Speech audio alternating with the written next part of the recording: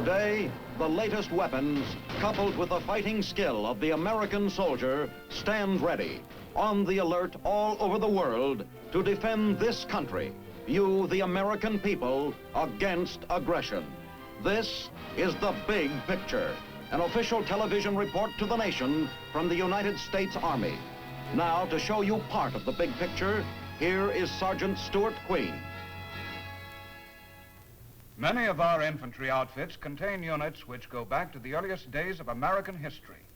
The 3rd Infantry Division, for instance, contains units which have distinguished themselves in all wars where American fighting men have defended their country. The history of this division is studded with honored names and deeds. One of the most illustrious veterans of this division is a man named Audie Murphy. He's the most combat-decorated soldier of World War II.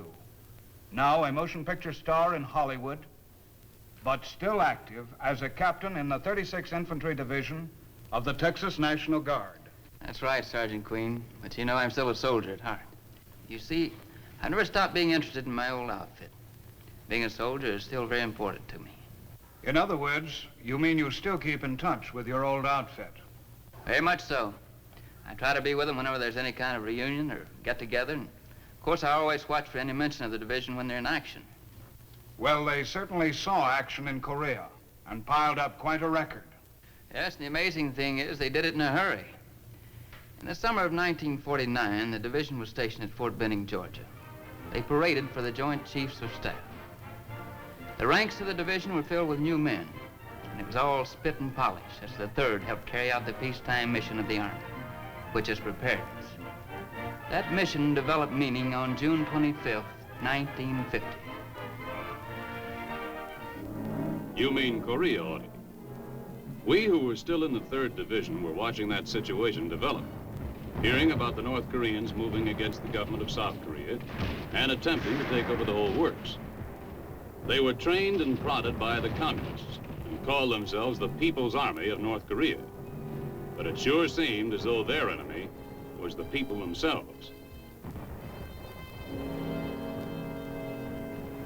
South Korean troops put up a rather disorganized resistance to this aggression. Their small U.S.-equipped army had been surprised and bewildered by the vehemence of the North Korean attack. What began as a political argument was turned into a hot war. The United Nations intervened, and by November 1950, the 3rd Division was in Korea. We mobilized our men and equipment and moved up the east coast of the Korean peninsula to engage the North Korean army on their right flank.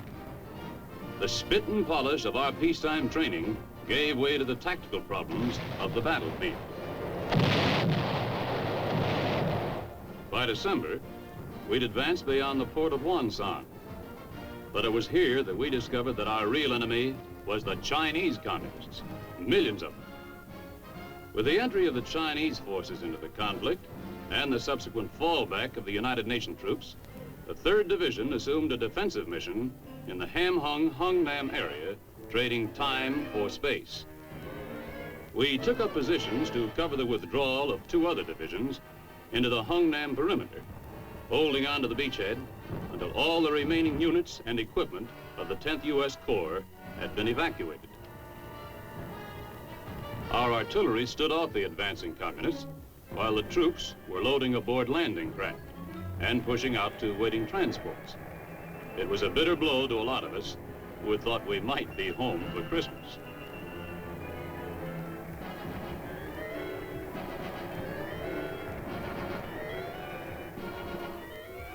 Yes, I'll never forget that Christmas.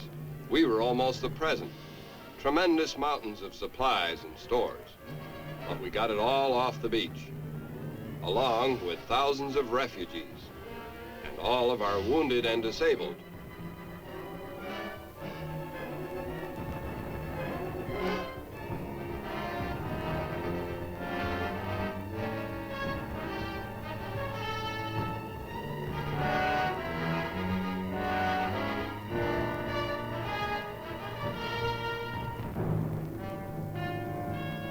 The beachhead narrowed as the communist net was pulled tighter. But even then, we weren't leaving anything for the Reds to make use of when we met them again. With all of our troops safely evacuated, the engineers gave the Reds a final salute.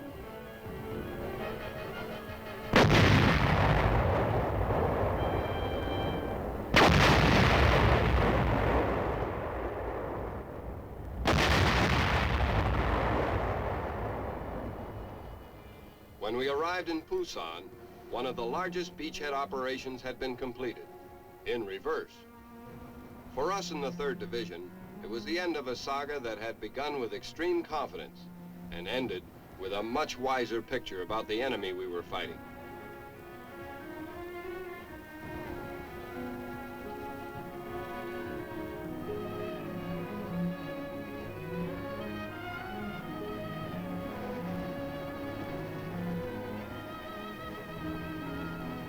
We rolled onto the beaches of South Korea with all of our equipment.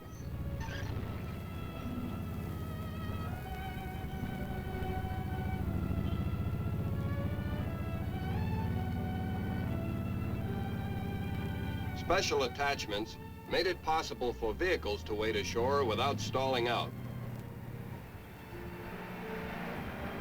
We moved out promptly to assigned areas about 35 miles north of Pusan. By New Year's Day, all the troops in the division were ashore. Even the prisoners, one portion of the Red Army that wouldn't get another chance to fight against us. With the cold of the first Korean winter beginning to settle in, we stood guard on the fringe of Pusan. But headquarters was making plans for taking the road back to the battle line. And just before we moved out, we were inspected by the commander of the UN forces, General Douglas MacArthur. Tactical aircraft led the way, their objective, wiping out anything their bullets and rockets could spot.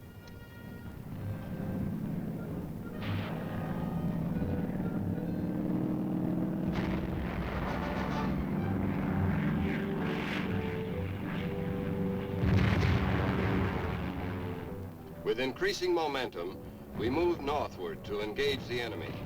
Our objectives were in the center of the battle line that extended across the breadth of Korea. It seemed simple enough on a map, but it was a matter of moving fast in some places or inching along under withering enemy fire, stalled until we could locate and wipe out the trouble spot. It was up and down the Korean hill, flushing out units and picking off stragglers, or those who stayed to the last to harass our advance. We chased the Reds to the bank of the Han River, and that was the location of a weird duel, opposing forces sniping away at each other. We used every piece of firepower we could muster, but this was a contest in which the Reds were holding the short end of the stick. We just couldn't be stopped, and we pushed our way across and kept advancing.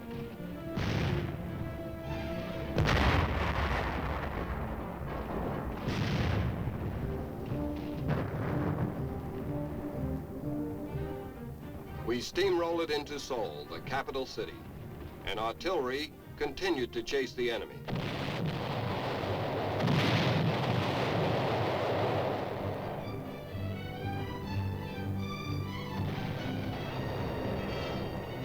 It was at this time that we heard the announcement that General Matthew B. Ridgway was our new commander.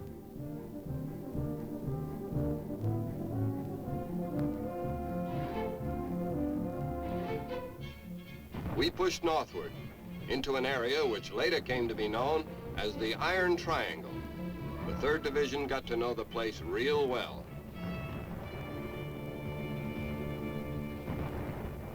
I'll never forget that triangle.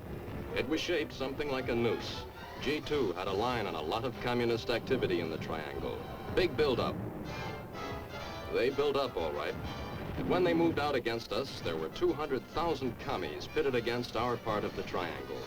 It was the Communist Spring Offensive, and despite the fact that we threw everything we had at them, their numerical superiority was just too big, and the order came to pull back.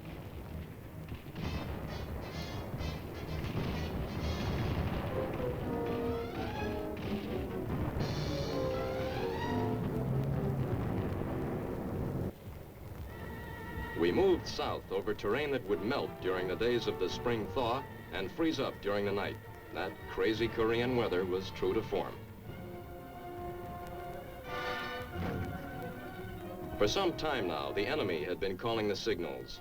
It was time to seize that essential combat ingredient called initiative, and our command had a plan of their own. Counterattack. Drive back up the peninsula. The division received orders to reconnoiter counterattack routes. Despite mud, tank ditches, and mines, tanks and infantry moved out to the north once more. As we pushed the Reds back, it was almost the same, as once again bunching their resources for them. Through burned-out villages where every doorway contained the possibility of a sniper, the advance continued into the Korean Central Mountain sector. But the Reds still had some arrows left, and in the middle of May, they let loose the shaft, and we were once again slugging it out toe-to-toe. They gave way before our firepower as we gave them a real licking. We were beginning to catch on to this hill fighting, working close to the artillery support.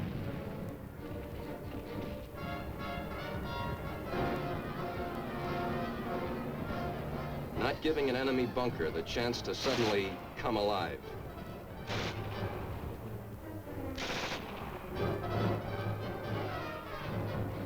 Or a haystack the opportunity to mow down a field of 3rd Division soldiers. Yes, we were catching on to the only way to go about conducting a campaign in this country. Just fight your way up and down the hills.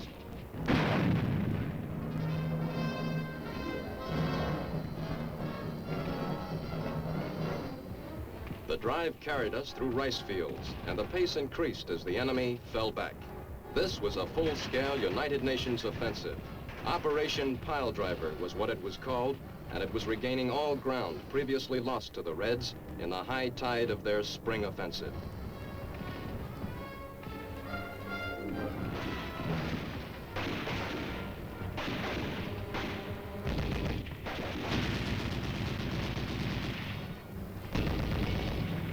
For about 2 weeks, we moved, sometimes twice every day.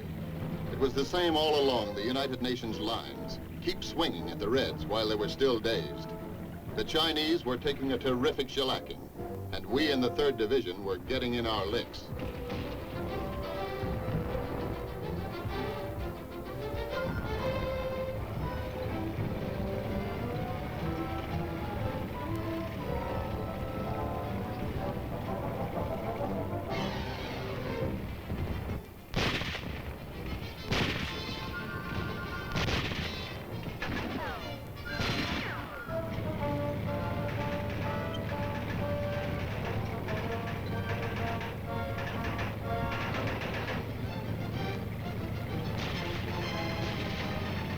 Plan was developed for containing the communists in the Iron Triangle.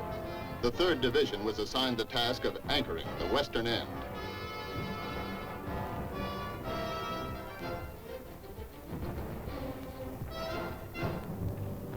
Korean refugees came pouring through the 38th parallel, the line which separated communist-dominated Korea from the south. And as they vacated, the armor of the 3rd Division moved in to tighten up the battle line.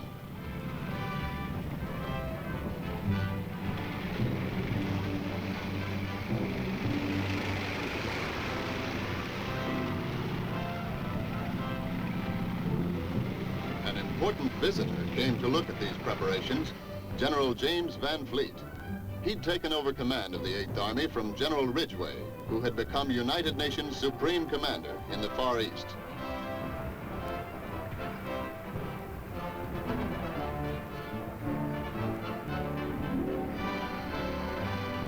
Our new commander wore his pearl-handled sidearms as he inspected our setup. The way ahead was first softened by a barrage from artillery and aircraft.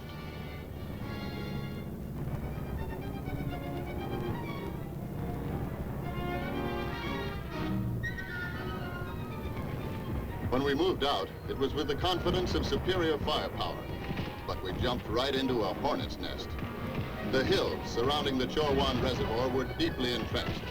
Chinese commanders depended upon the weight of massed infantry, trying to smother the UN guns with the bodies of peasant soldiers. The price paid by the Reds was great, as many of their units disintegrated into disorganized fragments, wandering aimlessly over the blood-soaked hills until they were captured.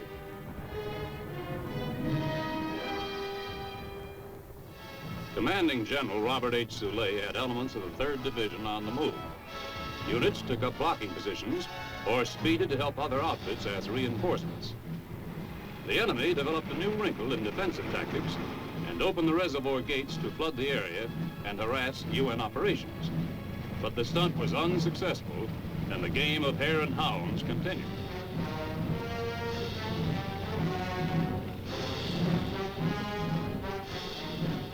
The southern anchors of the triangle were secured, and the division moved in to mop up any remaining communist troops. Still no change in our attitude toward empty enemy bunkers.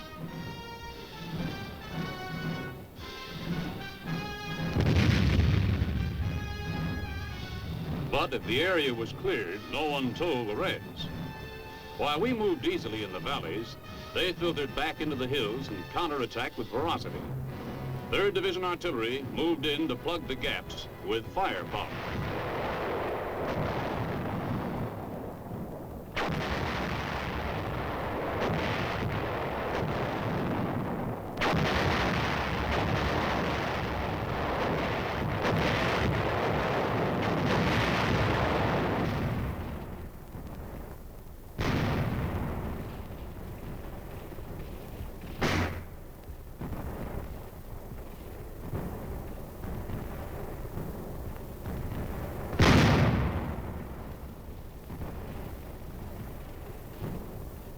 But even as the Iron Triangle was wiped clean, it became evident that the Reds had to be eliminated in the Sobang Mountains.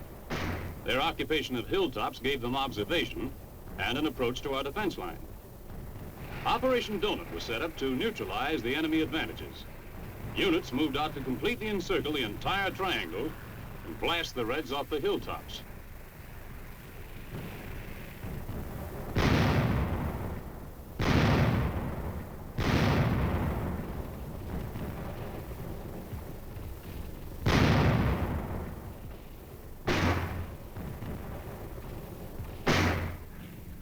There were Reds on just about every piece of elevated real estate, deeply entrenched. 4 artillery battalions, supported by napalm bomb-carrying aircraft, were brought up to support the assault.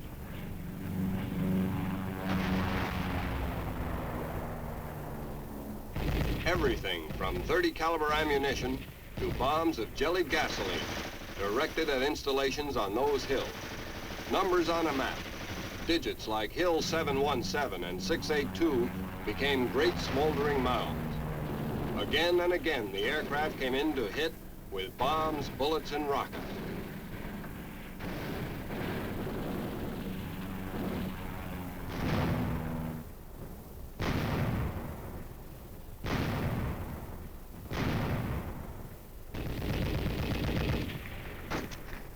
Infantry moved in to consolidate and put the finishing touches to a successful operation. The Reds were ringed by Operation Donut, and the triangle, once a convenient breakout point, had become neutralized.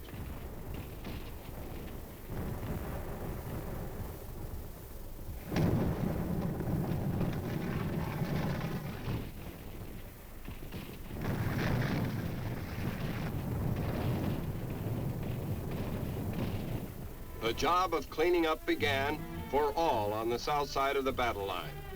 Civilians were assisted in the care of their sick and wounded.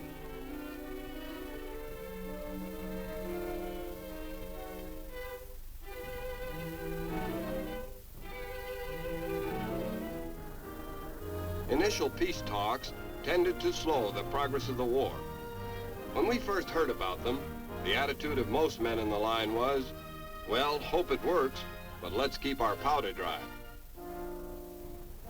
General Soule welcomed new strength to the division as the Philippine Expeditionary Force came to take their place with the United Nations forces. These rugged troops fought with distinction. Although the topography of the Philippines resembles the Korean countryside, they had to endure great changes in climate, a condition difficult to overcome during a time of war. There were troops of other nations, too, who fought with the Rock of the Marne men. Belgium and Greece sent battalions.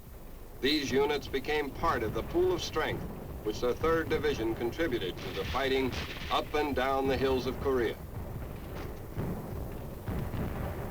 A brief lull came to an end with Operation Cleanup. Tanks went on the move as the plan was put into action. It was designed to disrupt supply and communications lines, destroy troops, knock out artillery and mortar positions, and occupy the ridgeline running west of Chorwan.